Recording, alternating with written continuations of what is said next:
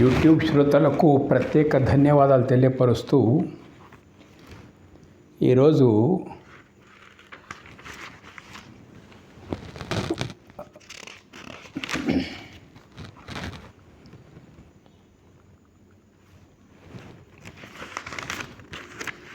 సనాతనులు alias హిందువులు అనేటువంటి వాళ్ళు కొన్ని సత్యాలను తెలుసుకోకపోతే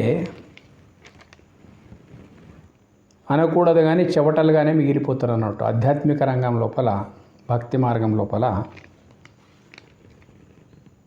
కాబట్టి నా వంతు ప్రయత్నంగా అలా మీరు మారకుండా కొన్ని సూక్ష్మాతి సూక్ష్మమైనటువంటి దేవరహస్యాలు ఏవైతే ఉన్నాయో మీకు అర్థమయ్యే భాష లోపల చెప్పడానికి ప్రయత్నిస్తూ, ఈనాటి టైటిల్ ఏంటిదంటే సనాతన ధర్మానికి ఈ నూతన మతాలకు, సనాతన ధర్మానికి ఈ నూతన మతాలకు దేవుని ఉనికి గురించి అభిప్రాయ భేదాలున్నాయి.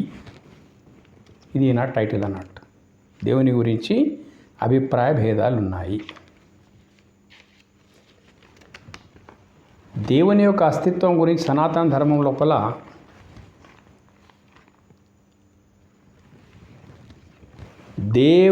సనాతన ధర్మం లోపల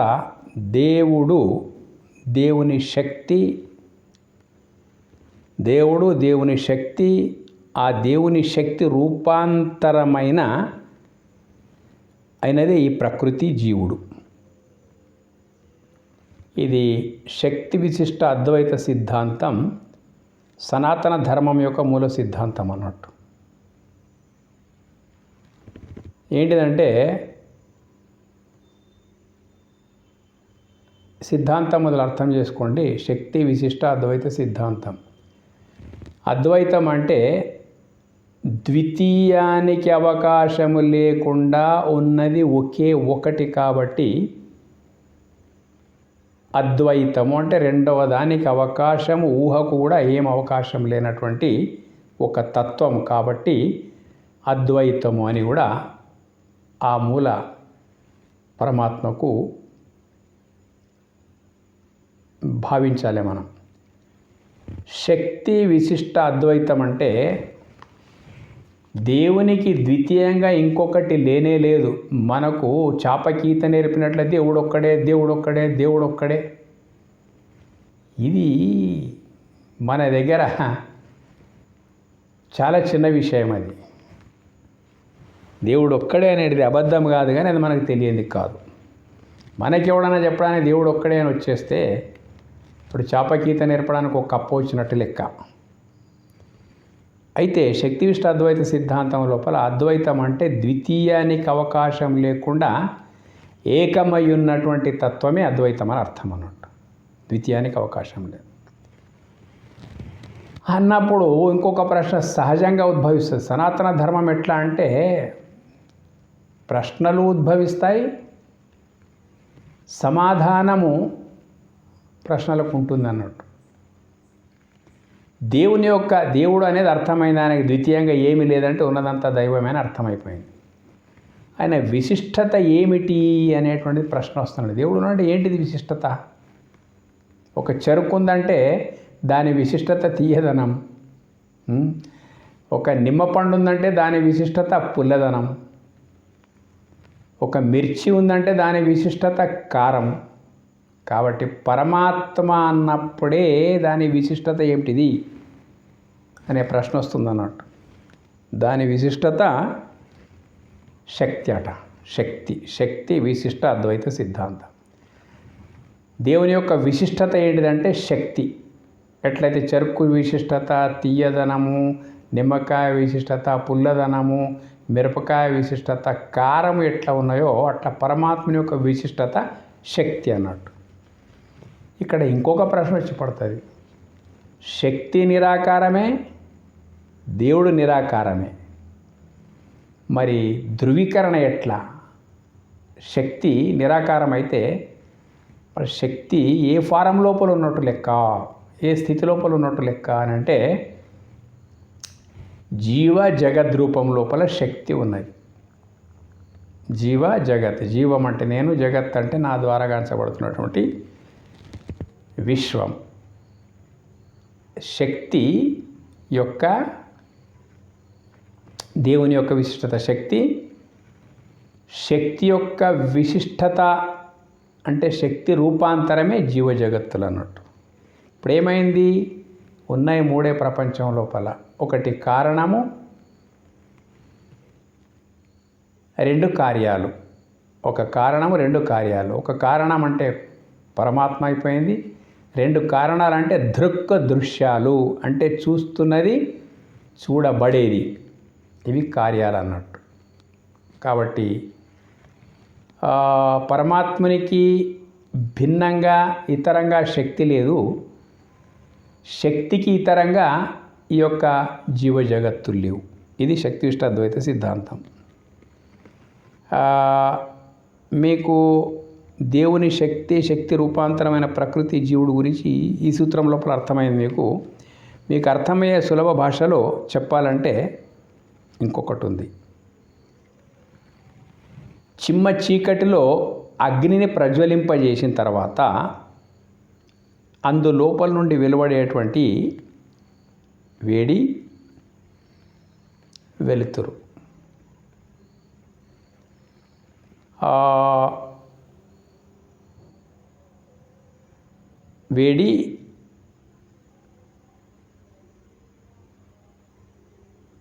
వేడి, వెలుతురుకు అగ్నికి ఉండేటువంటి సంబంధం ఏంటిదంటే అవిభాజ్య సంబంధమే. అంటే విభజించడానికి వీల్లేదు. ఎందుకంటే అగ్ని ప్రజ్వలిస్తున్నదంటేనే అందులోపల నుంచి వేడి, వెలుతురు వస్తున్నాయి అన్నట్టు. వేడి కొంచెం దగ్గరగా ఉంటుంది, ఎక్కువ విస్తరించి ఉండదు. వెలుతురు మాత్రం దానికంటే ఎక్కువ విస్తరించి ఉంటుంది అన్నట్టు. ఇక్కడ దృష్టాంతంను ద్రాష్టాంతం కిందికి తీసుకోకూడదు. దృష్టాంతం అర్థం చేసుకోవాలంతే. అగ్ని పరమాత్మ అనుకోండి. అందులోపల వెలువడేటువంటి వేడి జీవుడు, జీవాత్మ. వెలుతురు ప్రకృతి. ఇదొక ఎగ్జాంపుల్ అన్నట్టు. ఏం సంబంధం అన్నాడు? అవిభాజ్య సంబంధం ఉన్నట్టే లెక్క. దేవుడు, జీవుడు, ప్రకృతి.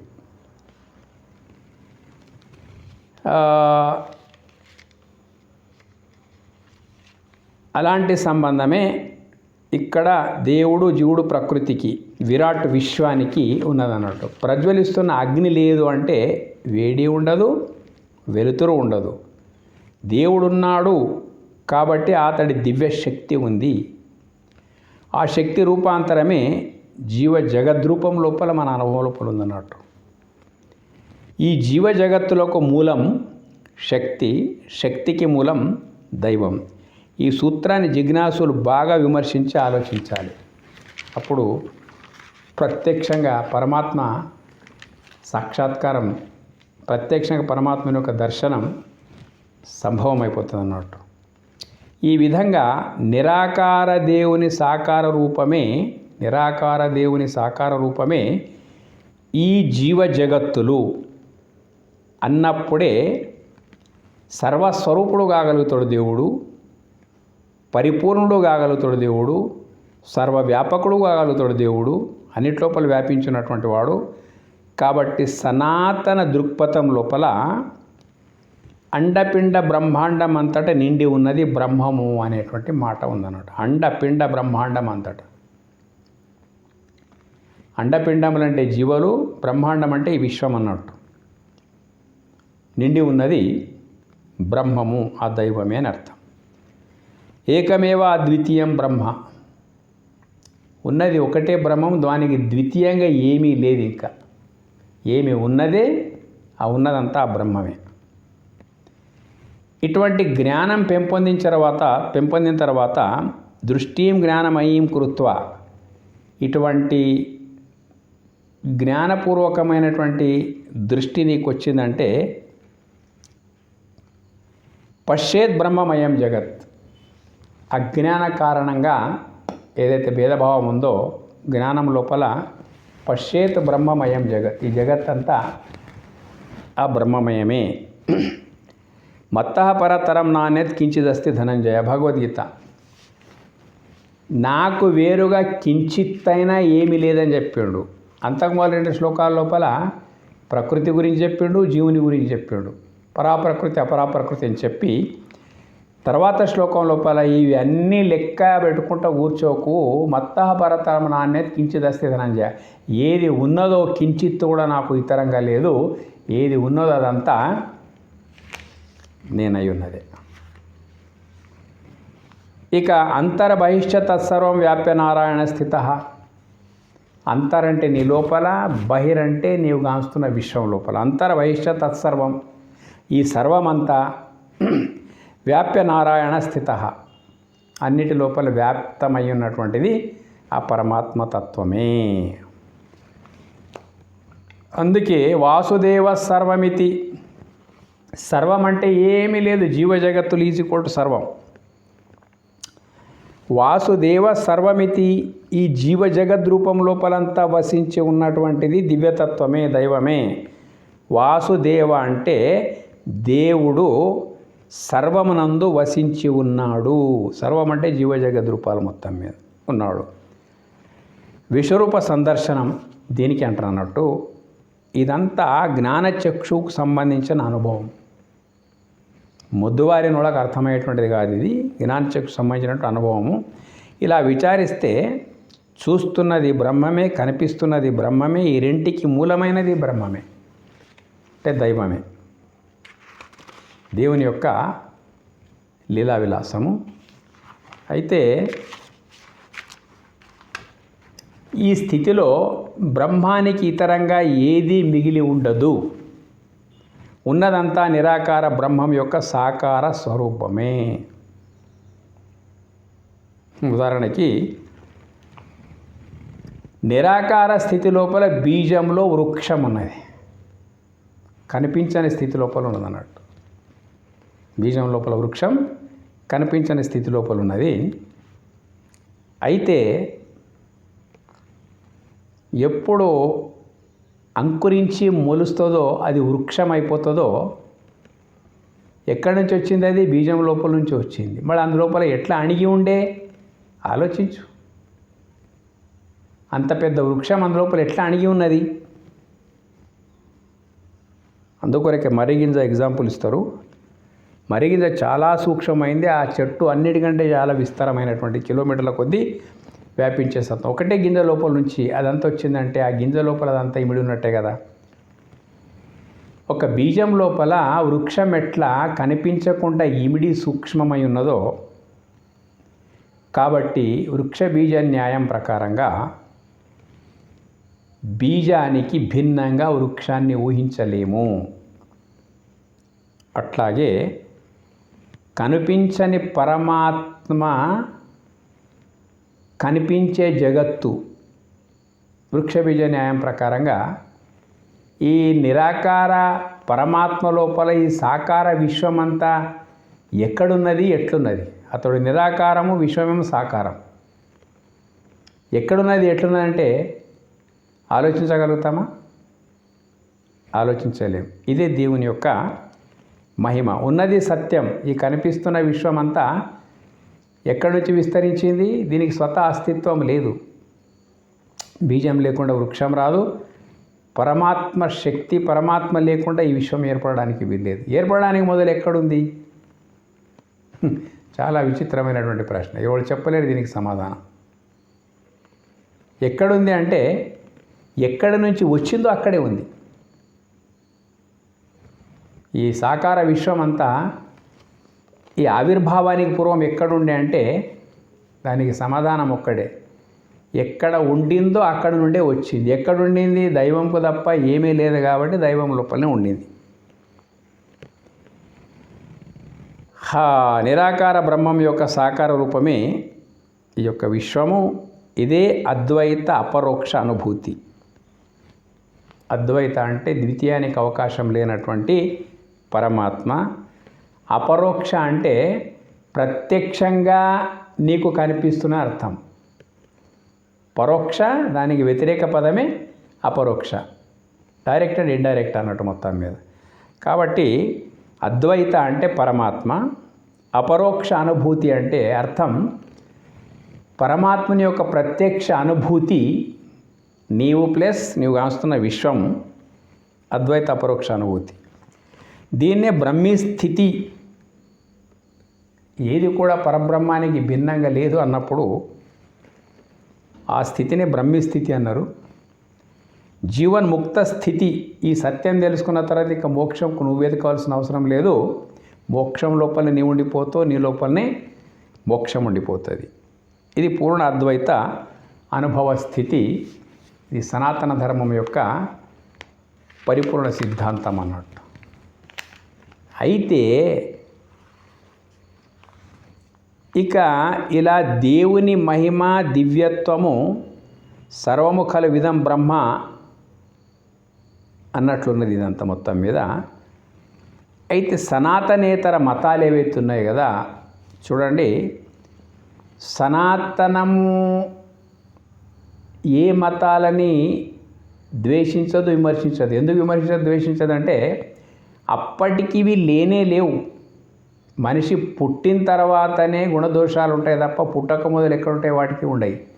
ఈ మతాలు తర్వాత పుట్టినాయి కాబట్టి అంతకు మొదలున్న సనాతన ధర్మంలో వీటి యొక్క విమర్శ ఉండదు, సమర్థన ఉండదు, ఏమీ ఉండదు అన్నట్టు.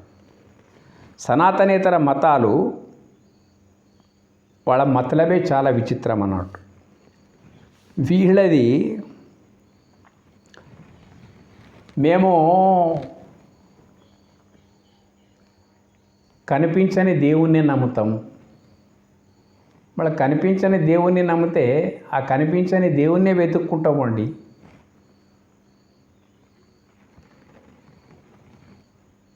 మీ ఉపాసన అంతా పంచమహాభూతాలే. ప్రపంచంలో ప్రతి నరుడు ఎవడైనా కానీ ఉపాసిస్తున్నదంతా పంచభూతాలనే. ఈ దేవుని యొక్క శక్తి పంచభూతాలంటే. పంచభూతాల ఉపాసనతో అందరం జీవిస్తున్న విశ్వం లోపల వారే కాదు, అందరం కూడా మన తల్లులకు తల్లి భూమి. ఈ భూమిలో ఔషధి శక్తి దైవం. ఎంత విచిత్రం ఉంది. మేము భూమిని నమ్మం, మేము భూమిని నమ్మం. అరే, భూమిని మేము ఏమో అనుకుంటే మేము మా మత సూత్రాలకు విరుద్ధమంట. ఎవనయ్యే జాగిరి దేవుది కాకపోతే భూమి ఇంకొకటి ఉందా? ఇది కనిపించే భూమి లోపల కనిపించకుండా ఉండే దివ్యతత్వమే ఔషధి శక్తి. ఎంత బుద్ధి లేదు, ఎంత ప్రత్యక్షంగా కనిపిస్తుంది ఔషధి శక్తి. భూమిలో నాటిన గింజ ఎక్కడ అది ఏ సహకారం వల్ల అంత విస్తారంగా విస్తరించే రంగు, రుచి, వాసన, ఆకృతులతో కూడుకొని వస్తున్నది. ఏ ఇంజనీర్ ఉన్నాడు భూమి లోపల? ఉన్న ఇంజనీర్ దైవం కాదా? ఎన్ని అద్భుతాలు భూమి లోపల ఉన్నాయి. ఎంత దవ్వినా మట్టే, కానీ ఎన్ని వింతలు, అద్భుతాలు, ఉత్పత్తి మొత్తం భూమి లోపల నుంచి వస్తుందన్నట్టు. మొత్తం అనుభవిస్తున్నాం ప్రత్యక్షంగా. భూమిని పక్కకు నెట్టి దేవుని గురించి ఒర్లుకుంటూ ఊకోను. అన్నం మీద నుంచి వస్తే చూస్తాం. అరే బుద్ధి లేనోడా, నా చైతన్యమే భూమి రూపం లోపల ఉంచేసిన, దాన్ని దున్ను, పంట పండించుకో, అన్నం నీకు దొరుకుతుంది. నా ఔషధి శక్తే భూమి. భూమి లోపల ఉన్నటువంటి ఆ ఔషధి శక్తే నీ అన్నానికి కారణమవుతుందని చెప్పేసి అందరము భూమి వైపే చూస్తున్నాం. మరి ఆకలి అయితే భూమిని వదిలిపెట్టండి, ఆకాశం లోపల నోరు తెరుచుకొని కుక్కండి, అన్నం వచ్చి లోపల పడుతుందేమో. ఆ దేవుడే చెప్తున్నాడు, నా ఔషధి శక్తి రూపం లోపల భూమి లోపల ఉన్నా అని చెప్పేసి. ఆ తర్వాత నీటిలోని రసశక్తి 75% నీరున్నది దేహం లోపల. రసశక్తి అంటే ఆ నీటిలో ఏం చమత్కారం ఉన్నదో, నీటి లోపల ఉండేటువంటి ఆ యొక్క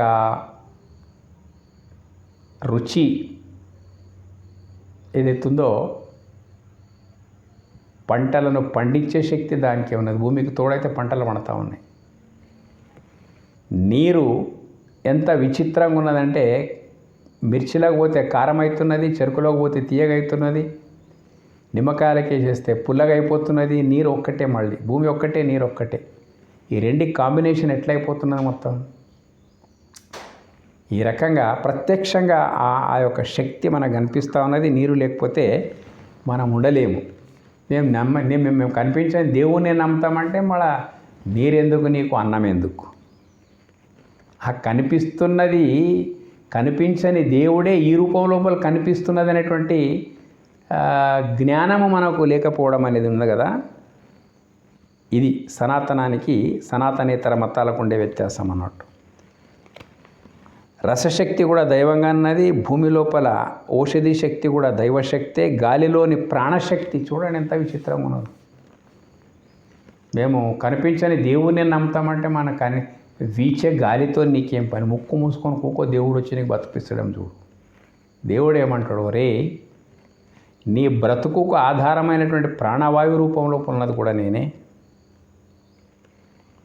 ఆ వాయువు లోపల ఏం శక్తి ఉన్నదో ముక్కు మూసుకుంటే నీకు అర్థమైపోతుంది. ఆ వాయువు లోపల ఏం శక్తి ఉందో, నీటి లోపల ఏం శక్తి ఉందో నీళ్ళు తాగకపోతే అర్థమైపోతుంది. అన్నం లోపల ఏం శక్తి ఉందో అన్నం తినకపోతే అర్థమైపోతుంది. ఏ దేవుడు నిన్ను కాపాడతాడు? అక్కడ కాపాడాడు. ఎందుకు కాపాడాడంటే నేనే రా అన్న రూపం లోపల ఉన్నది, అన్నం పరబ్రహ్మ స్వరూపం. నేనే రా జలం లోపల రసరూపం లోపల ఉన్నటువంటిది. నేనే రా నీ ప్రాణానికి ఆధారమైనటువంటి ప్రాణవాయు రూపం లోపల ఉన్నటువంటిది. గాలిలో ఉండే ప్రాణశక్తి, అగ్నిలోని తేజోశక్తి. అగ్ని లోపల తేజోశక్తి ఉన్నది. అగ్నితత్వం నీ లోపల మందగించిపోతే ఖననమో దహనమో తప్ప ఇంకొక శరణ్యమే లేదన్నట్టు. అగ్నితత్వం నీ దేహం లోపల ఉన్నంత వరకే ఒక్కటి. నీ బయట కూడా అగ్నితత్వం లేకపోతే నీకు మనుగడ లేదు. సౌరశక్తి లేకపోతే, సూర్యుడే కనుక లేకపోతే ప్రపంచంకు మనుగడనే లేదు. విశ్వామిత్రుడు అందుకొరకే ఎవరు? సూర్యుడు. ఆ తేజోశక్తి నీ దేహం లోపల కూడా ఉన్నది. ఆ తేజోశక్తి విశ్వమంతటా వ్యాపించి ఉన్నది. ఆ సౌరశక్తి, ఆ తేజోశక్తి లేకపోతే నీ భూమి ఏమి చేయజాలదు, నీరేమి చేయజాలది, నీ గాలి ఏమి చేయజాలదు అన్నట్టు. ఒక్కదానికొక్కటి మించిన శక్తులు మన ముంగటున్నాయి. ఇక ఆకాశానికి ఉన్నటువంటి శక్తి అమోఘమైనటువంటిది. కోట్ల నక్షత్రాలతో కూడుకున్నటువంటి పాలపుంతలతో సహా భూమండలము, నవగ్రహాలు, అఖండ మండలాకారం, వ్యాప్తమైన చరాచరం, ఈ రకంగా అన్ని మండలాలను నిలిపేటువంటి శక్తి ఆకాశం లోపల ఉన్నది. ఏ భూమండలాన్ని, సూర్యమండలాన్ని, చంద్రమండలాన్ని వాటి కక్షలో నిలిపి ఏ దానికి ఏ మోతాదు లోపల ఉంచితే మనుగడ ఉంటుందో ఆ శక్తి అంతా, ఆకర్షణ శక్తి అంతా అంతరిక్షం లోపలనే అట్లా ఏర్పాటై ఉన్నది. ఈ ఆకాశానికి అన్ని మండలాలను నిలిపేటువంటి ఒక అమోఘమైనటువంటి శక్తి విస్తరించున్నది దైవం. లోకాన్ని కాపాడే సూర్య తేజస్సు దైవశక్తే, చంద్రుని రసోత్పత్తి శక్తి దైవశక్తే. ఇలా దేవుని శక్తి పరిణామమే జీవ జగద్రూపంలో ఉండగా వీటిని ఎవ్వరూ తిరస్కరించడానికి వీలే లేదు. గాలి లేదంటే నీవు లేనే లేవు. ఇట్లా ప్రత్యక్షంగా శక్తులు, దేవుని యొక్క విభూతుల మధ్యలోనే మనం ఉన్నాము. మన చుట్టంతా విభూతులే ఉన్నాయన్నట్టు, దైవ విభూతులే ఉన్నాయన్నట్టు. వీటిని కాదంటూ తిరస్కరించుచు మేము బీజంని నమ్ముతాం, వృక్షంను నమ్మము అంటే ఆ ప్రబుద్ధులకి ఏం చెప్తాం మనం? అరే బీజం లోపలనే వృక్షం ఉందిరా నాయన, బీజం లేకపోతే వృక్షం ఎక్కడా? దేవుని లోపలనే జగత్తున్నది, జగత్తు లోపలే దేవుడు ఉన్నాడు. కాబట్టి మేము బీజమును నమ్ముతాం తప్ప వృక్షమును నమ్మము అంటే ఎంత బుద్ధిమంతులో. మేము దేవుణ్ణే నమ్ముతాం కానీ దేవుని యొక్క సాకార రూపమైనటువంటి ఈ మహిమాన్వితమైన అనంతమైనటువంటి విశ్వమును మేము నమ్మము. ఇక్కడ ఏదాన్ని కూడా మేము ఒప్పమంటే ఎక్కడిది ఒప్పకపోతే నేను దేవుణ్ణి ఒప్పుతా కానీ దేవుని శక్తిని ఒప్ప అంటే ఎట్లా?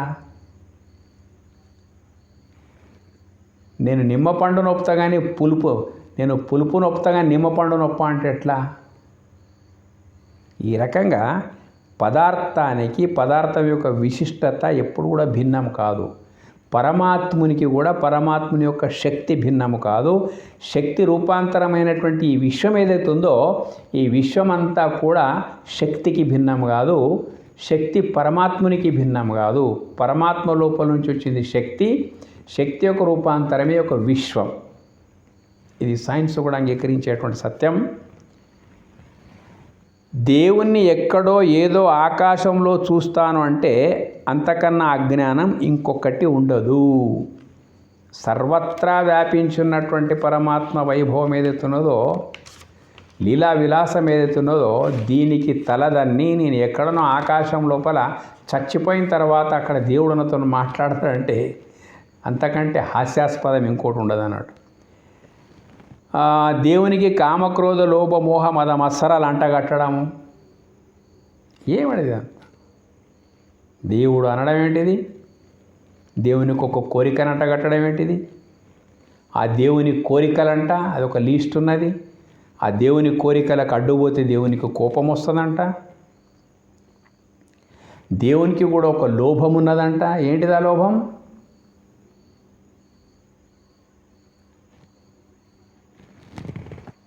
నేను ఇట్లా అంటున్నా. ఇప్పుడు అన్య మతస్థుల యొక్క విశ్వాసము, లోభం ఏంటిదంటే నేను ఇట్లా అంటున్నా, నా భావజాలానికి తప్ప ఈ లోపల ఇంకోటి ఏమి ఉండొద్దు. ఇది లోభం. మోహం, నేను కొందరు పంపిస్తున్న ప్రపంచం లోపల ఉద్ధారం కొరకు. వాళ్ళ మీద ఎంత మోహం అంటే తల్లికి పిల్లల మీద ఉన్నంత మోహం. వాళ్ళ మీద మోహం ఉన్నట్టు. మదము, నిన్ను ఎవడైనా ఎదిరిస్తే మదించమని అణిచేసేసి. మాత్సర్యం అంటే ద్వేషభావం. నీదంటూ ఒక ప్రపంచం, అందులోపల నీదంటూ ఒక విధి విధానం. ఇటువంటి అరిషడ్ వర్గాలు దేవునికి అంటగట్టడం. అసలు నిర్గుణ నిరాకార పరిపూర్ణ తత్వం పరమాత్మది. ఇట్లా దేవుణ్ణి ఎక్కడో ఊహించుకుంటూ ఏదో ఆకాశం లోపల ఉన్నాడు, చచ్చిన తర్వాత మనం పోతాము, మనతో మాట్లాడతాడు, లెక్కలు పత్రాలు ఇవన్నీ ఉంటే ఉండవచ్చు. కానీ ఇక్కడ లేడంటే ఎట్లా దేవుడు? అక్కడ ఉంటే ఉండవచ్చు, దేవుడు లేని చోటు ఎక్కడా లేదన్నట్టు. ఇటువంటి అన్ని గుణాలను దేవునికి అంటగట్టడము, వాడు మా మాటనే వింటాడు, వాని గుత్తాధిపత్యం అంతా మాకే ఇచ్చిండు అని విర్రవీగడము, మా మాట వినకపోతే మీరు దేవునికి దూరులని మాట్లాడడము, వేరే మతాల వ్యవహారాలు ఇవన్నీ.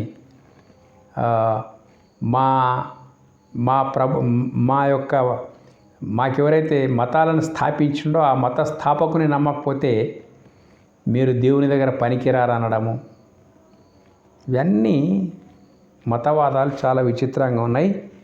ఏంటిదంటే సర్వత్రా వ్యాపించున్న పరమాత్మను తూడ్చేసి ఎక్కడో చూడడానికి ప్రయత్నం చేయడం అవుతుందో సనాతనము దీన్ని ధృవీకరించదన్నట్టు. మతవాదులు ఏం తెలుసుకున్నట్లు? వాళ్ళ మత గ్రంథాలు లోపలికి వెళ్ళిపోతే సత్యాలు చాలా ఉన్నాయి. ఎల్లరూ వీళ్ళకు అనుకూలంగా మార్చేసుకున్నారు. మొత్తం ఎడుదిరిగి మనను ద్వేషించడమే పనిగట్టుకున్నటువంటి వాళ్ళ మతాలలో మొత్తం మీద. సనాతనులు అంటే గిట్టని వాళ్ళు ఈ ద్వేషమే పెంచుకున్నారు కేవలం. విశ్వమానవ సభ్రాతృత్వం జీరో, సోదరభావం జీరో. ఎవడు వాళ్ళకు సోదరుడు? వాళ్ళ మతాన్ని ఎవడు స్వీకరిస్తాడో వాడే వాళ్ళకు సోదరుడు. వాళ్ళ మతాన్ని స్వీకరించని వాడంతా వాడు ఉన్నా లేకున్నా ఒక్కటి ప్రపంచం లోపల. ఇంకా ముంగడికి వెళ్ళిపోయి ఈ మతాలు ఏమంటున్నాయంటే ఈ భూమి మీద ఉన్న చివరి వ్యక్తి వరకు మతాన్ని అంగీకరించినటువంటి వాడై ఉండాలి. అంతవరకు మీరు పోరాడుతూ పొండి. ఈ మాటలను పట్టుకొని ఉగ్రవాదులు తయారైపోతున్నారు అన్నట్టు. అంతటా కనిపిస్తున్నది దైవమే అన్నది సనాతన ధర్మం. ఇలా కనిపిస్తున్న దేవుని కాదని కనిపించిన దేవుని కలలు కనడము అజ్ఞానము యొక్క పరాకాష్ట. మేము ప్రకృతిని ఒప్పుకోము, ఈ ప్రకృతి దేవుని శక్తి స్వరూపమని అంగీకరించము అంటారు. ప్రతి అనుభవం ప్రకృతిలోనే జరిపిస్తూ కూడా తన యొక్క జీవితానుభవం అంతా ప్రకృతిని జరిపిస్తూ కూడా దైవశక్తికి ఇతరంగా ప్రకృతిని భావిస్తారన్నట్టు. ప్రకృతి ఎక్కడ సొంతకు వచ్చిన దైవశక్తే ప్రకృతి అన్నట్టు. కానీ అంగీకరించరు దీనికి. ఇదే సిద్ధాంతంపై సనాతనులపై బురజల్లే విధంగా వీరు మనకు చెప్తూ ఉంటారు.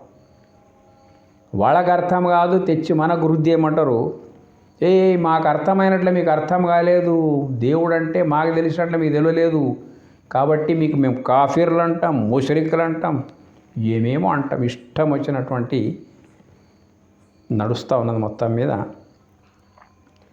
ఒకరికి ఇట్లా కూస్తూ ఉంటారు. ఒకరు మనల్ని కాఫీర్లు అంటారు, లేకపోతే ముషరికులు అంటారు. ఇంకొకరు ఉన్నారు, మీరు అంతా పాపులే అంటారు.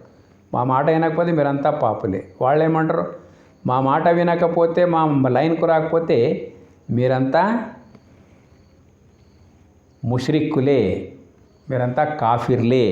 ఇవి తిట్లు ఒక మాటలో చెప్పాలంటే మన కొరకు పెట్టుకున్నటువంటి ఇవన్నీ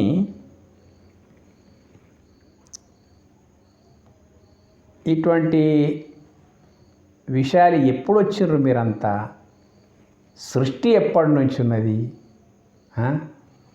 సృష్టి కోటాన కోట్ల సంవత్సరాల సృష్టి ఎప్పుడైందో నీ ఎవ్వనికి తెలియదు. ఎంతవరకు ఉంటుందో కూడా ఎవరికి తెలియదు. కూస్తూ ఉంటారు అన్ని విషయాలు.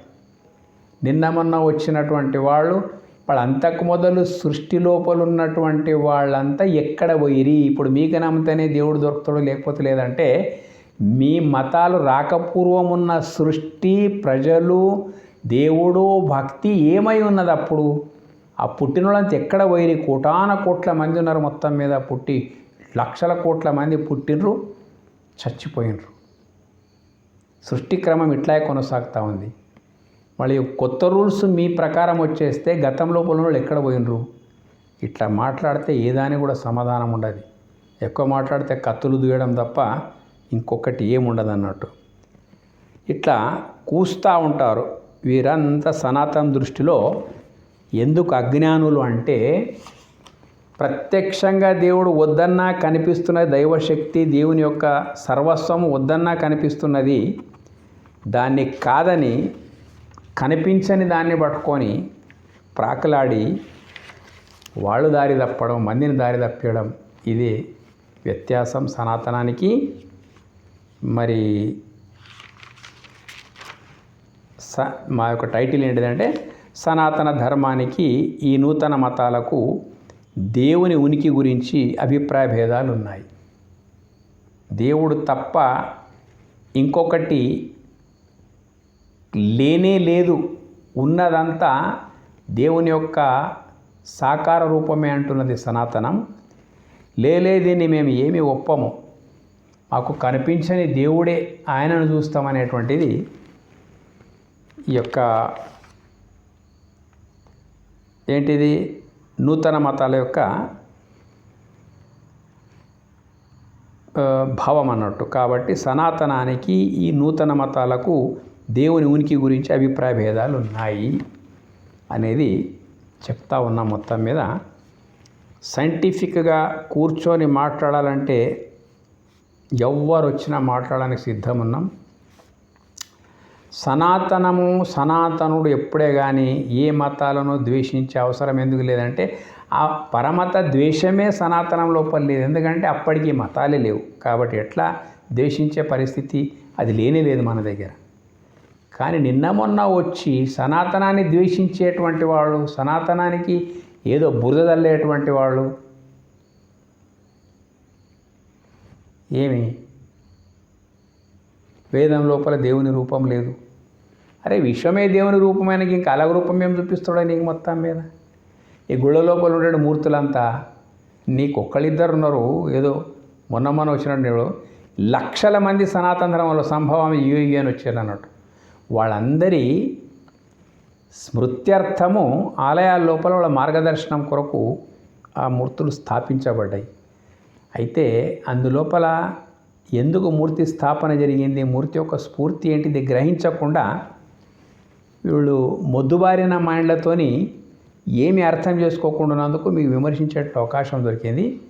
కానీ మూర్తి స్థాపనలో అర్థం ఉన్నది, ఆలయములో అర్థం ఉన్నది, మూర్తి యొక్క స్ఫూర్తిని ఎట్లా స్వీకరించాలో అర్థం ఉన్నది. మేము ఆ మూర్తులనే దేవుడు అనుకుంటాము అంటే దేవుడు లేని పరమాణువే లేదు. జర్రే జర్రేమే ఉస్కా హికామత్ హై అన్నప్పుడు లేనిది ఎక్కడ అనుకుంటే ఏం దోషం ఉన్నది? కానీ అక్కడనే చూడం మేము. అన్నిటి మాదిరిగా అందులోపల కూడా ఉంటుంది. పరమాణు విస్ఫోటనం చేస్తే న్యూట్రాన్, ఎలక్ట్రాన్, ప్రోటాన్స్ ఎట్లయితే వచ్చినాయో ప్రతి పదార్థం లోపల ఒక శక్తి నిబిడీకృతమై ఉన్నది. అది పక్కకు పెడితే మూర్తి స్థాపన ఎందుకైందంటే మూర్తి యొక్క స్ఫూర్తి నీ లోపల నింపుకొని మూర్తిమాన్ యొక్క చరిత్రను అనుకరించి దివ్యము భవ్యంగా నీ జీవితాన్ని మార్చుకునేటందు కొరకు ఒక దోహదకారిగా మూర్తి స్ఫూర్తి కొరకు ఉన్నది తప్ప మేమే గనిలెక్కలు తొలిచిపెట్టి మేమే శిల్పి నుంచి మూర్తిని చేయించి మేమే దానికి శుద్ధి చేసి మేమే ప్రాణప్రతిష్ఠ చేస్తాం. మాకు తెలియదా? దానికంటే అప్పర్ హ్యాండ్ మేమే. అయితే అద్దం ఏం చేస్తుంది? నీకంటే పెద్దది కాదు అద్దం, కానీ అద్దము నీ ముఖాన్ని అందులోపల చూసుకోగలుగుతాను, అంత పని చేయగలుగుతుంది అన్నట్టు అద్దం. అట్లాగే నీ ఏకాగ్రతకు ఈ మూర్తి అనేది దోహదపడుతుంది. కాబట్టి మూర్తి పూజ అన్నది దాని లోతు తెలివై పాతులు తెలివై ఊకే దాని మీద మన పోసుకుంటూ కూకోవడం అవుతున్నదో, ఇట్లా విమర్శించడం అవుతున్నదో ఇదంతా గందరగోళానికి కారణమైపోయింది. రాను రాను ఉగ్రవాదులుగా పుట్టుకొని వస్తున్నటువంటి పరిస్థితి వచ్చేసింది. కాబట్టి మన వాళ్ళు కొన్ని విషయాలు తెలుసుకుంటే మాట్లాడడానికి, సఖ్యత పెంచుకోవడానికి అవకాశం ఉన్నది. మత సామరస్యం చాలా అత్యవసరమైంది ఈ రోజు లోపల. పిచ్చాపాటి ప్రసంగాల నుంచి నాది పొడవ నీది పొడవ అనుకుంటూ వచ్చేపోయేది ఏమీ లేదు, వినాశనం తప్ప. అందుకొరకే సనాతనులకు కూడా కొంచెం జ్ఞానం కావాలి.